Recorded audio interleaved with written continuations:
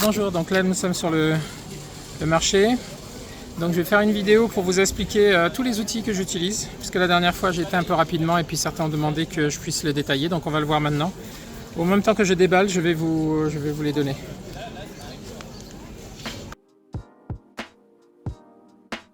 Donc vous avez vu, il y a déjà le parasol, donc ça, je vous explique pas à quoi ça sert, vous avez deviné. C'est pas mal pour le soleil.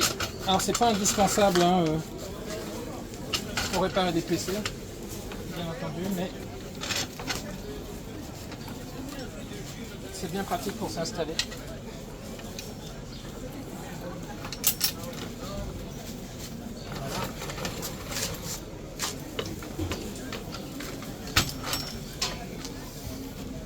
Voilà. Ensuite, je vous avais parlé de la batterie. Donc je vous avais parlé de la batterie.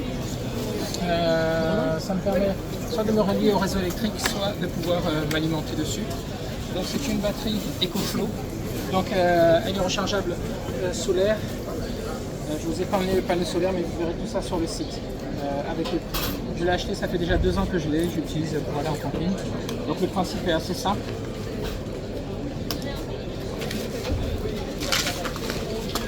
Le principe est très simple, en fait, on a un emplacement pour mettre les prises ici. On a un emplacement ici pour brancher la batterie avec un câble d'alimentation standard dans une prise électrique pour recharger la batterie. Et vous voyez, vas-y, viens pour filmer ça. Vous voyez que ici, si j'appuie sur le bouton de démarrage, voilà, là la batterie elle est chargée, elle est chargée à 100% et elle peut faire 99 heures comme ça. C'est une batterie qui peut rester, je l'ai testé moi, elle peut rester plus de 3 mois sans qu'on la branche et elle ne perd pas sa charge. Donc c'est vraiment puissant. On a ici des adaptateurs USB, USB-C, USB rapide pour les charges rapides, de l'USB standard pour charger les téléphones et les appareils. On a 2 prises ici pour se mettre et ça c'est pour mettre un câble d'alimentation pour la recharger éventuellement sur secteur. Voilà, donc voilà pour la batterie. Donc dessus, moi, qu'est-ce que je fais? Je branche ma multiprise. Et puis voilà, c'est bon pour l'électricité. Et ensuite, on va avoir le TPE. Accroche-toi. On va avoir le TPE, c'est le lecteur de carte. Le lecteur de carte, il va me permettre d'encaisser les paiements par carte bancaire. Donc là, cette semaine, je vous mets en ligne, demain ou après-demain, la formation complète pour créer son entreprise de dépannage et j'en parle largement, comment l'installer, comment se le procurer, comment le mettre en service, comment faire des factures, comment encaisser avec tout ça. Donc je vous inviterai à aller voir la formation quand elle sera prête. Ok, donc ça c'est mon lecteur TPE. Ensuite, filme la multiprise. Cette multiprise elle a des ports ici USB, donc c'est bien pratique, ça me permet de brancher dessus et ça va venir se mettre au dos, bien ici, au dos de la deuxième prise de la batterie. Donc ça aussi c'est bien pratique, regardez. Hop. Voilà. Donc j'ai 2 multiprises, vous voyez, donc c'est en cours d'alimentation là. Allez, on va se mettre la batterie en bas de la table. Voilà. Ensuite, on va prendre les cartes de visite et les panneaux. Donc, pour savoir ce que vous faites, l'idéal, c'est de communiquer. Donc, salut! Bien? Ouais, ça va. Ouais. Donc, mettre. Donc là, ça dit bien ce que vous faites. Hop. Voilà. Et puis on va les faire tenir.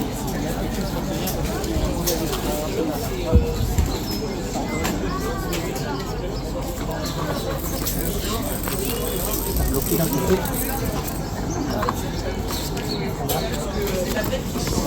Voilà.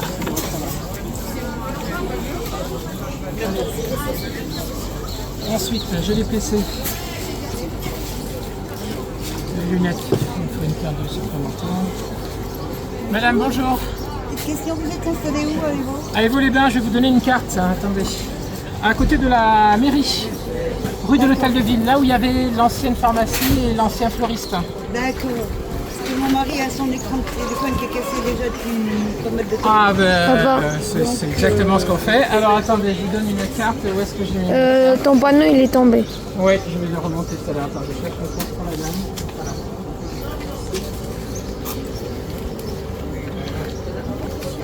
Voilà, il y a les horaires d'ouverture. C'est en après-midi, mardi, mercredi, jeudi, de 14h à 17h. Il y a le numéro de téléphone si jamais il veut. S'il veut avoir par exemple, savoir combien ça va lui coûter, il m'appelle parce qu'en fonction de son téléphone, je vais me renseigner pour savoir le prix de la pièce, plus la main d'œuvre et je lui dirai, comme ça il verra si c'est D'accord, intéressant et pour bien lui. je vais lui dire. Voilà. Parce que c'est vrai que il marche bien, mais l'écran. Oui, c'est pas pratique après pour chercher les choses dessus. Là. Ah oui, Ok. d'accord, merci beaucoup. Merci madame, bonne journée. Ok, donc les panneaux ne tiennent pas, donc on va essayer de les faire tenir.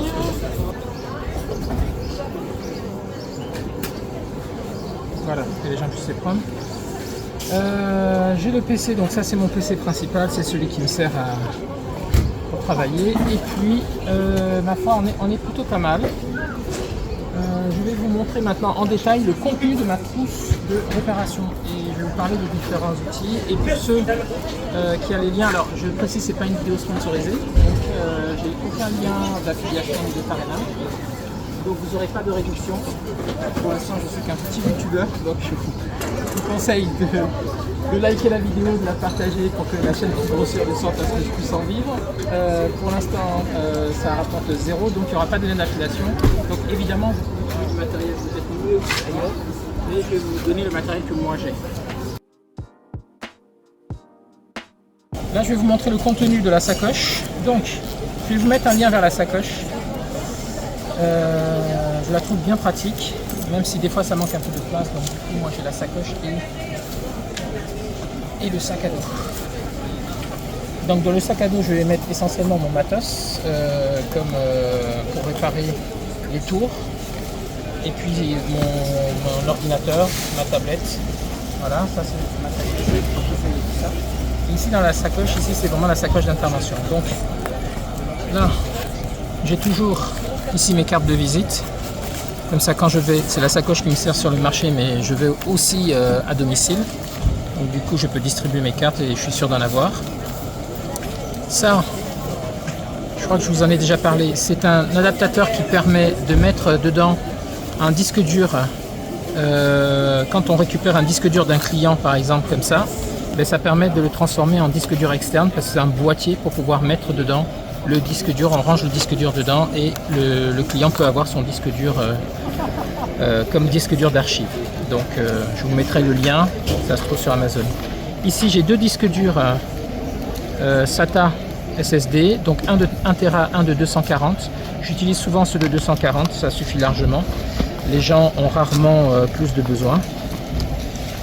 Ici j'ai plein de disques durs préparés, donc vous voyez du Windows 11, du Windows 10. Donc ça c'est ma formation pour préparer des disques durs déjà prêts. Ça permet de dépanner les ordinateurs en moins de 30 minutes. Donc ils sont là. Et puis devant ici j'ai deux disques que j'utilise pour expliquer aux clients ce qu'il y a dans les disques et ce qu'on fait quand on reconditionne. Donc vaut mieux que les gens puissent voir.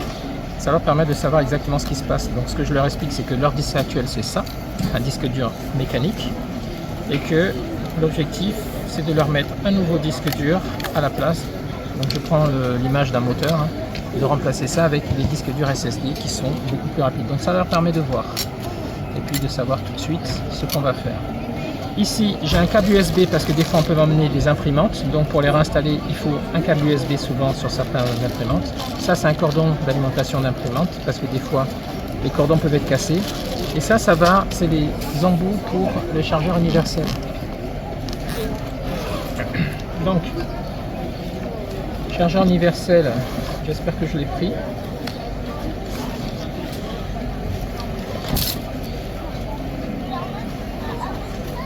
Ah, j'ai oublié mon chargeur universel. Alors, il ne faut surtout pas faire comme moi, il ne faut pas oublier le chargeur universel. Vous allez en avoir absolument besoin. Alors, je ne l'ai pas oublié.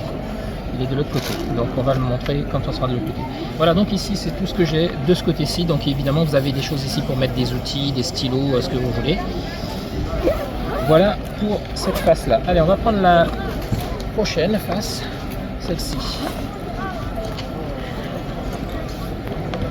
Alors sur celle-ci, j'ai donc mon chargeur universel avec un embout qui est l'un des embouts les plus utilisés.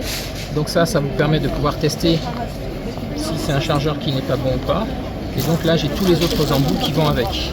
D'ailleurs je vais le mettre à côté, ce sera pas mal. Voilà. Ici j'ai un adaptateur pour récupérer des contenus de carte SD de différents formats. Alors ici j'ai deux grands tournevis, c'est bon pour les tours, c'est pas mal, et puis pour forcer un peu. Et puis là j'ai mes adaptateurs SATA NVMe, donc ça me permet de pouvoir, vous voyez j'ai deux disques durs SATA NVMe ici qui sont vierges, et ça ces adaptateurs ça me permet de récupérer les données dans des SATA NVMe en fonction de leur type. Ça me permet d'être sûr de pouvoir récupérer les données des clients en question. Ça, c'est un testeur, je vous en avais parlé la dernière fois, c'est un testeur USB, de port USB, donc ça permet de voir la tension qu'il y a, si elle est bien délivrée sur le port USB de l'ordinateur, donc ça permet de détecter s'il y a un problème de port USB. Ça, c'est un embout qui me permet de pouvoir utiliser du RJ45 sur de l'USB. Chez certains clients, quand la carte réseau est morte, ben, on va tenter avec ça pour pouvoir faire en sorte de se brancher à la box pour voir si c'est un problème juste de Wi-Fi ou que tout est mort. Voilà, je crois que pour ici on est bon. Ah oui, la pâte thermique évidemment, puisque si on nettoie un PC, on défait le disque dur, ben on a besoin de remettre de la pâte thermique, donc il faut ce qu'il faut. C'est la partie nettoyage. Donc j'ai encore des emplacements de livres ici. Et puis ça peut vous servir pour mettre des clés USB je suppose, mais moi je les mets dans une boîte que je vous montrerai tout à l'heure. Alors sur les côtés ici, j'ai une poche ici, alors moi j'ai ma batterie en USB-C pour pouvoir recharger mon téléphone portable, et des fois je mets aussi, donc ce que je vous ai montré, je mets mon TPE aussi à cet emplacement là. Alors ici je vais avoir une autre poche, donc là c'est pour c'est pour mon son, pour la vidéo, etc. Mais bon, on pourrait l'utiliser pour mettre un portefeuille. Allez, on va voir dans la poche centrale. Alors je vais poser ça là, et puis je vais vous déballer ce qu'il y a dedans. Alors j'ai mon multimètre. Alors un multimètre, ça va me permettre de tester les alimentations, tester les cartes mères, tester donc les tensions, savoir pour les courts-circuits.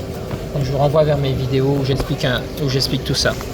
Je vais avoir un adaptateur, je vais avoir ma trousse à outils. Trousse à outils iFixit. Donc celle-là, vous commencez à la connaître, toutes les vidéos de la chaîne sont dessus. Bon, elle est un peu vieille, mais j'y suis attaché. J'ai vidé tout ça, parce que j'en avais pas besoin, je l'ai mis sur ma table pour réparer les téléphones portables et les tablettes. C'est plein de petits outils ici qui sont adaptés pour ça. Et là, donc tournevis, bon, il a fait la guerre 14-18, il a plus ses embouts. Mais voilà, j'y suis attaché, donc je continue avec. Et puis, très pratique. Ici, vous avez un truc pour l'électricité statique, un bracelet pour vous brancher à la terre. Là, ici, une ventouse. Bon, ça sert surtout... Alors ça peut vous servir, mais cette partie-là, ça sert surtout pour réparer les téléphones portables et tablettes. Les médiators plastiques pour pouvoir sortir les capots. Et puis là, moi, j'ai un truc pour gratter de la colle éventuellement. Et puis l'ensemble de l'outillage. Alors, ce qui est très pratique dessus, c'est le collecteur de vis.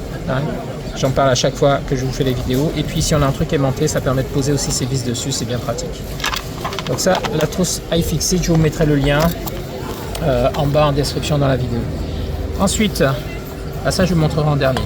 Ensuite, j'ai ma trousse, mon trésor de toutes mes clés USB et disques durs. Alors là, ça c'est la totale. Donc évidemment, vous n'avez pas besoin d'avoir tout ça. Ce que je vous recommande d'avoir au minimum, je le mets aussi dans la formation... dans les formations de réparation de PC, à chaque fois je vous dis ce qu'il faut, donc moi c'est un cumul de tout ça. Donc il vous faut au minimum un disque dur externe. Vous voyez que sur ce disque dur externe, moi j'ai toutes les ISO Windows 10, Windows 11. Donc ce sont des ISO qui sont prêtes pour pouvoir fonctionner. Ça, ces disques durs là, ils ont l'avantage d'être à 2 Tera. Donc ils sont anti-poussière, anti-humidité et puis anti-choc. Donc ce sont mes préférés, vous voyez j'en ai deux de 2 Tera. Ici j'ai les données clients, c'est dessus que je récupère les données clients quand je les copie. Et celui-là c'est essentiellement pour tous mes outils et les images ISO. Et surtout pour le clonage. Donc vous verrez ça dans les formations sur le clonage. Ensuite, les 3 clés USB absolument indispensables à avoir. déjà j'essaierai de vous mettre les liens vers ces clés. Vous voyez, c'est SanDisk. Hein, après plusieurs utilisations de différentes marques, je suis tombé en amour pour SanDisk. Donc maintenant, c'est essentiellement ça. Ça, ces clés USB sont très rapides. Donc dessus, j'ai tous mes RN Boot CD. Donc là, j'ai une distribution RN Boot CD unique. Donc ça me permet de pouvoir aller sur un boot CD et puis lancer sur un PC et récupérer les données du PC sans avoir besoin de sortir le disque dur, puisque j'ai un environnement Windows complet là-dessus en Windows 10 qui me permet donc, même si le PC ne démarre pas, de démarrer sur ce système, de récupérer toutes les données du client en branchant un disque dur externe, par exemple celui-là, et puis une fois que c'est fait, j'enlève et j'ai pas eu besoin de démonter le disque dur. Donc distribution RN Boot CD. Ensuite, la clé ultime, donc s'il vous en fallait qu'une seule, c'est celle-là, avec donc une distribution Ventoy dessus pour avoir un menu. Et là, j'ai toutes mes images ISO Windows, j'ai RN Boot CD et j'ai Medicat dessus avec plein d'utilitaires. Donc ça, cette clé-là, j'ai la vidéo sur la chaîne pour vous indiquer comment faire. Je vous recommande, si vous devez avoir qu'une seule clé, c'est celle-là. Et l'avantage des SanDisk, non seulement elles sont rapides, mais elles permettent d'avoir du gros contenu. Hein, donc vous allez pouvoir stocker pas mal dessus. Et puis, bon, ben voilà, Medicat, j'avais commencé avec Medicat au début, donc j'ai une distribution Medicat aussi parce qu'il y a des utilitaires qu'il n'y a pas sur ma clé ultime. Donc j'ai une clé Medicat pour démarrer aussi directement comme ma clé ici RN Boot CD. Donc voilà, les 3 clés USB. Et après, il vous faut absolument avoir également un Windows 11 fait avec le Media Creation Tools de Microsoft. Donc ça, je vous recommande ces clés USB. Pourquoi? Parce que vous voyez que, bon, déjà c'est en USB 3, mais en plus aussi vous avez de l'USB-C. Donc c'est bien avantageux, c'est des clés de 256 Go, je crois que j'ai ici. Et donc j'ai dessus ici une ISO pour installer du Windows 11, ici une Windows 10 en Legacy, et je dois en avoir une autre en Windows 10 en UEFI. Voilà. Donc ça me permet de pouvoir installer sur des PC quand je ne peux pas le faire avec ces clés-là, ou quand j'en ai plusieurs à faire. Ça me permet de pouvoir installer mes systèmes. Régulièrement, par contre, ce que je vais faire tous les 6 mois, c'est que je vais prendre la dernière image ISO qui est proposée par Microsoft. Donc ça me permet d'avoir un truc au propre. Voilà.